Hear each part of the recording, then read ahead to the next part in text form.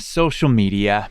We all love to hate it, and yet we can't stay away from this toxic playground.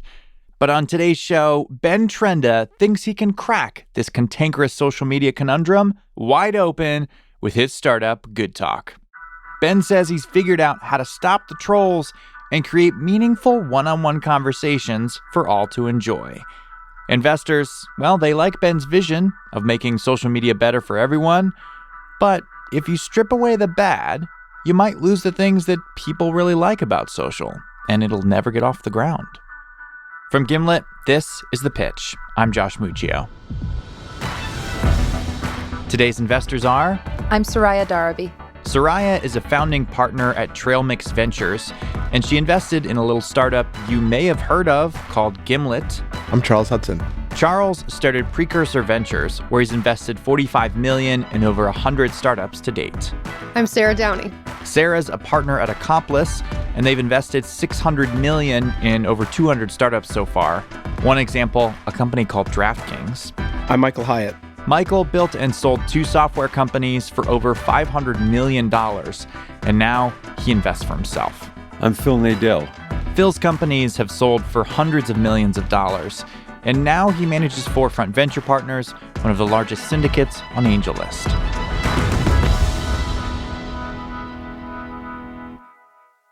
The pitch for Good Talk is coming up in just a moment. All right, let's do this. Hi, everyone. Hi. Hello. Hi. I'm Ben. Hey, Ben. Ben. What's happening? All right, so a couple months ago, something really cool happened. I was watching the Super Bowl at a friend's apartment here in New York on a big screen TV. And at the same time, in my hand, on my phone, I was a fly in the wall in a text conversation between a bunch of current NFL quarterbacks. And these people have played on that field against those same players. And it was really cool. I mean, it was real-time commentary about the game that was better in a lot of cases than what was on TV. Now, to be super clear, I wasn't in the conversation, right? I was a fly in the wall in that conversation. How did that happen? They were using our platform, Good Talk. Ben thinks that a lot of people want to have the same experience. They want to follow a conversation between experts and celebrities, free of the firestorm of random comments that come with notoriety on social media. When they operate on social media, the masses pile in. 2 or 3 tweets, and then just chaos ensues. I mean, you can Google #CarrotJack and see an example from just a couple months ago of a one-on-one conversation between Jack Dorsey, Kara Swisher, where they attempted to have a one-on-one conversation, and if you know Twitter, it didn't work well. About 30 seconds. Yeah. About 30 seconds. And it's not just the trolls. It's not just the bots. It's well-meaning people that have an opinion. The users on those platforms believe that it is their God-given right to jump into your conversation. And we're saying that, no, sometimes it's more valuable when only certain voices are amplified. Since we launched our beta 5 months ago, we've had over 500 high-profile people like that, broadcasting to over 20 million followers. And how much money are you asking for today? $2.5 million to take it to the next level. And what valuation? Well, we'll see what the market gives us on that. So what did you walk us through how the product works? So here's how it works. You're pulling up your cell phone right now. I initiate a conversation. Well, let's say all of us here want to start a conversation. You're going to get a text message from our system, regular SMS. As soon as you reply to that text, the conversation goes live. I have to have your app, right? You do not have to have our app. Oh, you don't? One person does. Whoever initiates it has to have the app. So let's take your quarterback example. If there's like 5 quarterbacks in there, that would be a really great conversation to watch, right? But what's the incentive for the quarterback to get on that conversation? Do they get paid for being part of that conversation? No. So people do this for a variety of reasons. In this environment, it's like being on stage with somebody that you perceive to be a peer. So that's the main driving force. Okay, so we know how Good Talk works for the influencer, those quarterbacks. But how does it work for the masses? Like I'm the fly on the wall. Where am I viewing that conversation? So it could be in our app, yes. It could be converted to an Instagram story. It can load in a Twitter browser. How do I know what I want to jump into? How does this all work? I can show you what that looks like. Ben steps forward to show the investors how people find a conversation that they want to subscribe to. They're looking at a tweet with a link in it, and if you follow that link, you can go to the Good Talk app, or you can actually subscribe to follow a conversation via SMS. Let's say the next time they go live, you're going to get a push notification.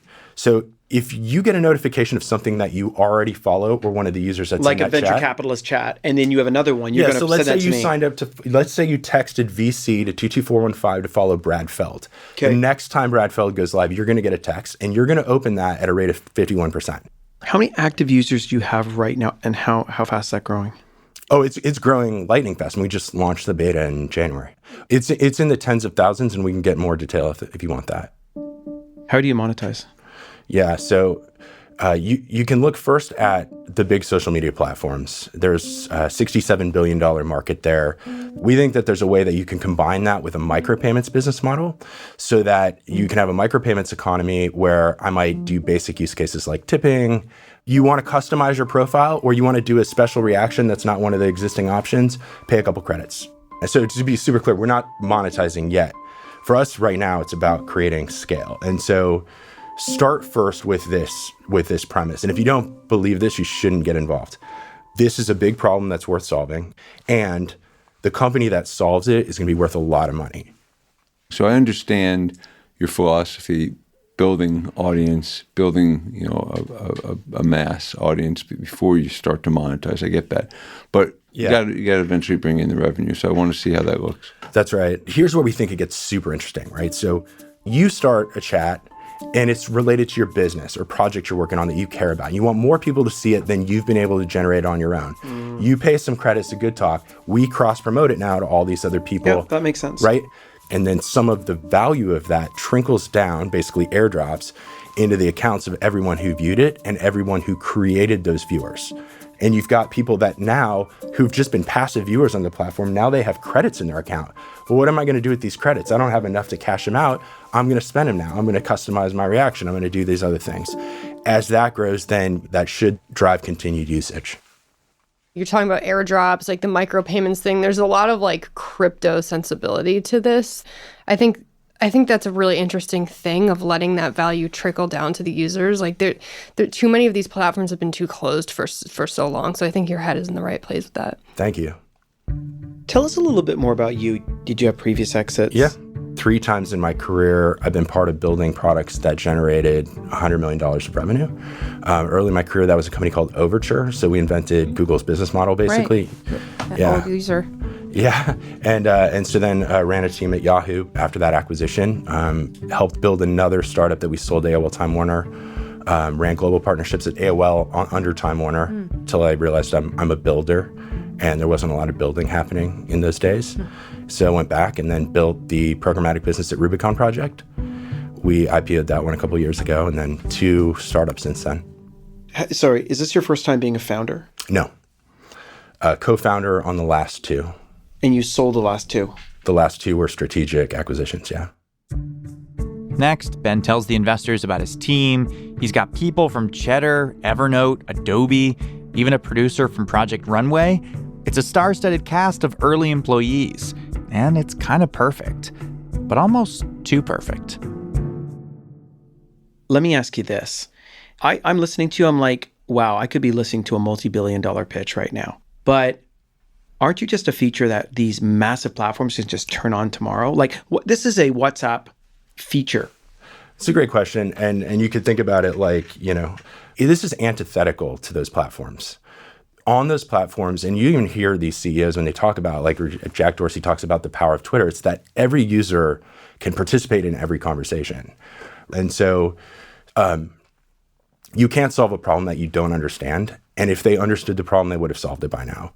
But why do you think WhatsApp can't do this as just just sounds like I could have a conversation with you and people could kind of subscribe to listen to our conversation. In the same way that you could share photos on Facebook before Instagram launched, right? I mean, people want to do certain things in different environments. We're the platform for this. Okay. Ben doesn't seem too worried about the competition from some of the biggest tech companies in the world. And on top of that, the social media market is so locked down that new apps bite the dust every day. Remember FriendFeed or Yik Yak? What's to keep Good Talk from heading down that same path? Ben tries to answer this make or break question right after we make a break of our own.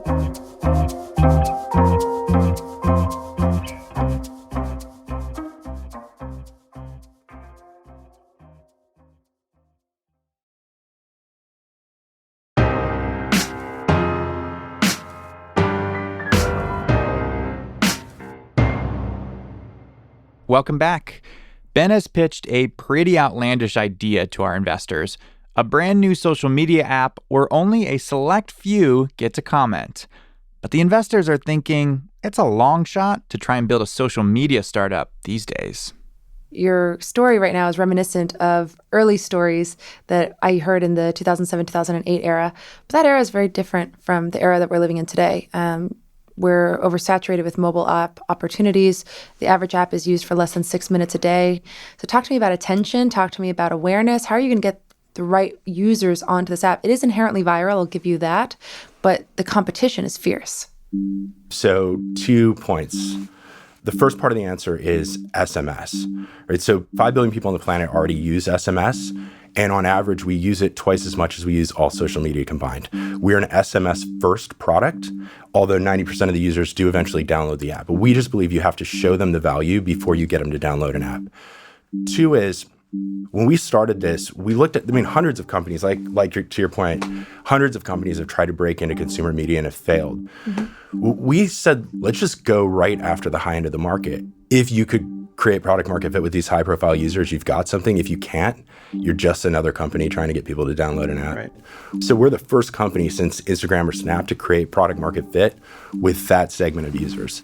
How many of them are really famous? Like, can we come up with a scale to be like, football guys? I don't sports, but totally. So without offending anyone, like we call them tier 1 users, and we define that as 2 things. 1, you're noteworthy offline. You're not just internet famous, and you have at least 50,000 social media followers.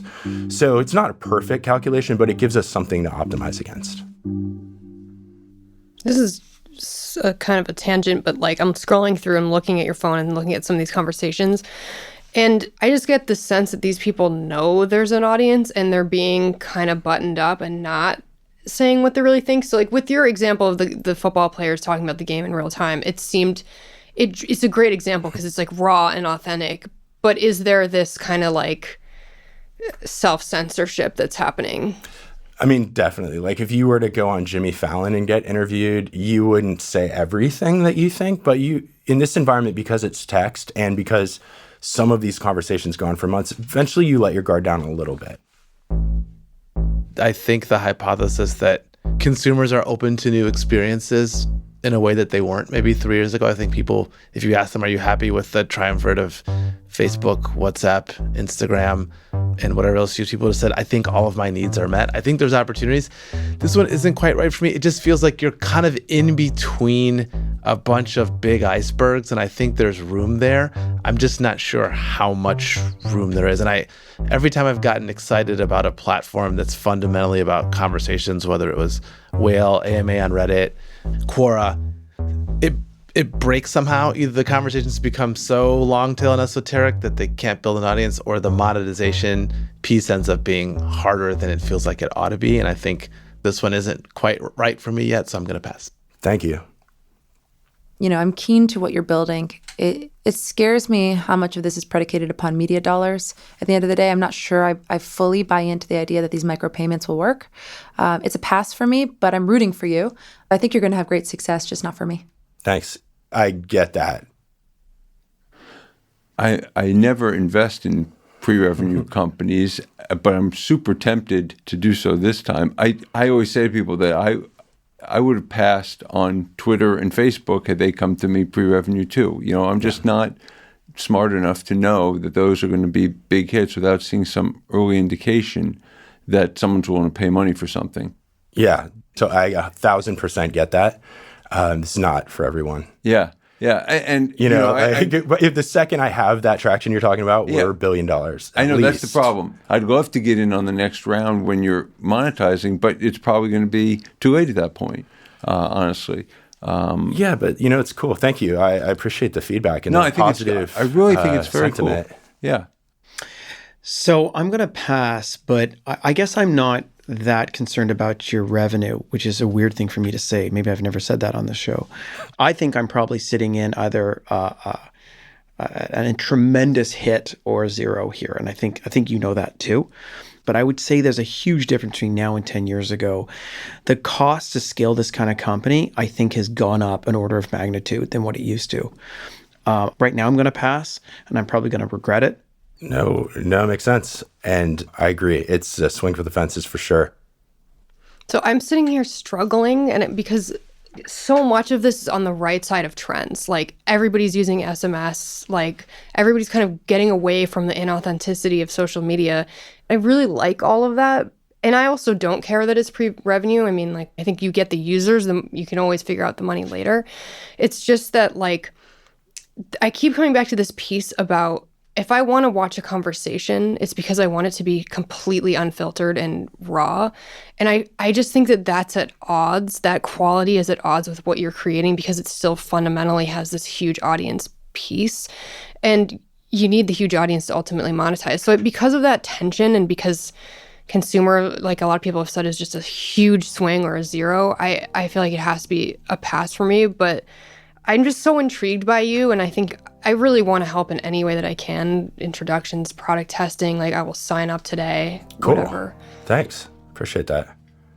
All right. Thanks for Listen, coming it was in. nice to sort of meet you all. Yeah, great to meet you. Thank you for coming. We'll be reading about you. Appreciate it. Thank you. Ben leaves the room no richer than he came in. And the investors all agree that it's going to be really hard for Ben to build a better social network. I was really struggling. Yeah, me too. There's so much that I liked about that. Well, you can see the size of this thing, right? But I would tell you that to get one of these companies off the ground now is a very expensive proposition. It almost like something like has to happen that would not normally happen. Like, I don't know, like the Kardashians all start using it by fluke tomorrow. You're absolutely right. I mean, that's it. That's all you need. Well, that's all you need for a short period of time. Well, you get enough people. That's all you would have needed in 2008. And I see this being something that, it has immediate short-term popularity, but people forget about, because I have Medium, I have Twitter, I'm oversaturated. So barrier to entry is so much higher now. Yeah. Mm-hmm. Yeah, like back with Twitter, they did their like South by Southwest launch, and that's when everybody started using it. And you would need a lot more than that. We invest in a lot of consumer, but I would say most of the things we do, they take a much more, I would say, adversarial position against existing products. They don't feel complementary. If you're just like, we're like Twitter but better, then people are just And this was so Twitter. reliant on things like Twitter and Instagram. Like, it seems like there is no user acquisition without existing platforms. So like, you're trying to cut through the noise, but you need the noise. I could see the instant virality in this, but I couldn't picture myself as an active daily user, and that's what I need to get over the hump to invest. Me too. Really? You couldn't see? I mean, if there were a conversation going on that you were truly interested in? Every single day? I mean, I would tune in for that maybe if I was watching the Super Bowl with this quarterback thing, but I wouldn't be an active daily user to a There's point. also like Twitter and Instagram let you do this to a degree, and they've gotten better, where like if you're following two people, or if there's two high profile people, it will raise up those comments and let you see them. So, like I can see when Nicki Minaj likes Ariana Grande's stuff and comments on it, But you don't see this copied easily by one of the big boys? I do. Definitely do. Right. Maybe we should put the pitch on that. We should all chat about We're on it right now. when they're actually playing it. Playing the pitch, and then we could tell people what we think. Have a real chat. That's that'd be interesting. cool. I would That would be totally cool. do that. Yeah. Yeah, let's do it. Josh, did you hear that? There you go.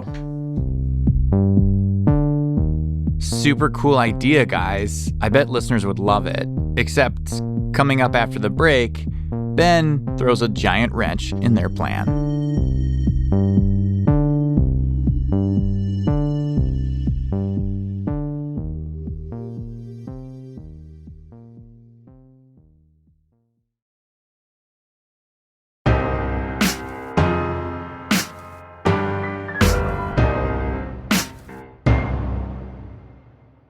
Welcome back. It's been about 6 months since Ben pitched our investors. And since then, Good Talk has taken a pretty radical turn. Ben talked to producer Heather Rogers about it.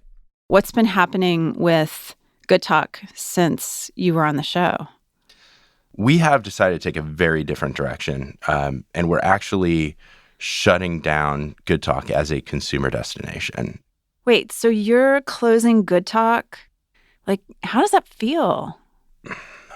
You know, I've been through this a few times, and I've pivoted 2 companies before. Mm-hmm.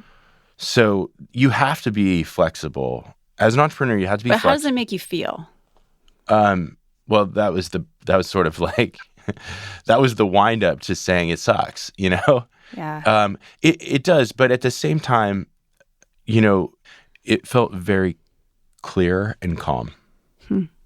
Not that it feels good, but that it feels correct. Almost like I probably should have made this decision a little bit sooner. Yep. If you go to the Good Talk site right now, it's not going to load. We've never had this happen before, where a founder gives their pitch, and before we can even get the episode out, the founder shuts things down. Why the heck is Ben closing up shop? Well, here's what happened. When he dug into the data, what he found is that people were coming onto the Good Talk app, they were joining conversations, but then they weren't coming back. So he decided to do a little test, well, several tests actually, and what he would do is he would actually turn on commenting for everyone for some of the conversations on Good Talk, just like Twitter. We found that we could get users to come back.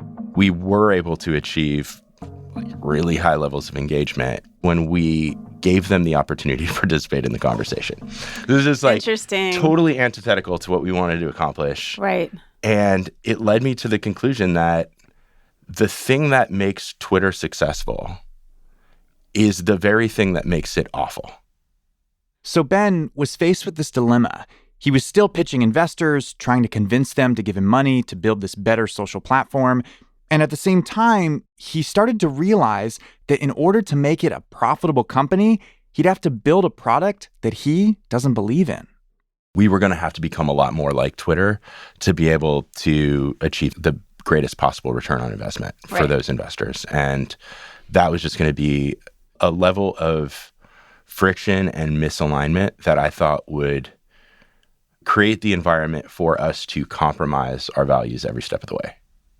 So you were saying, like, this thing could totally take off, and you basically walked away from that? So, yeah, I mean, I don't want to overstate that, right? Okay. Because, like, we could get really small numbers of people in these experiments to come back and use it, like, 30 times a day. I mean, like, really good levels of engagement. That set us up to be able to raise a lot of money. But I want to be super clear. It wasn't like we're heroes. We're not walking away from like $1 billion in our pockets tomorrow, right? There's still going to be a lot of work there. And I think we could have achieved it, but you know, it would have been still a lot of work and a lot of time and compromising what we care about, and you know, ending up with something that's just yet another social media platform, which I really just don't think is what the world needs right now. So here's where Ben's at.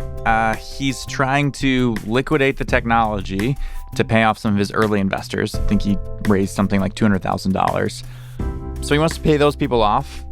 I don't know what he's going to do after this, but what's interesting to me is that he can just walk away and start another business, because that's the VC game. As they say, if your first or second or third moonshot doesn't fly, no harm done. It's on to the next.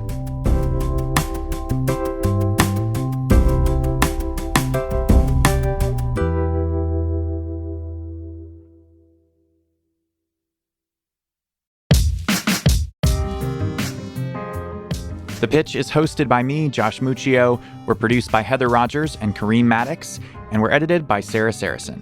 Theme music by The Musemaker, original compositions from Breakmaster Cylinder, Peter Leonard, Billy Libby, The Musemaker, and were mixed by Enoch Kim. Lisa Muccio planned the recording of this pitch. Here's our quick disclaimer. No offer to invest is being made to or solicited from the listening audience on today's show. You can follow The Pitch on Spotify and listen for free, or find new episodes wherever you listen. Thank you so much for listening. We'll be back next week with a brand new episode. See you then.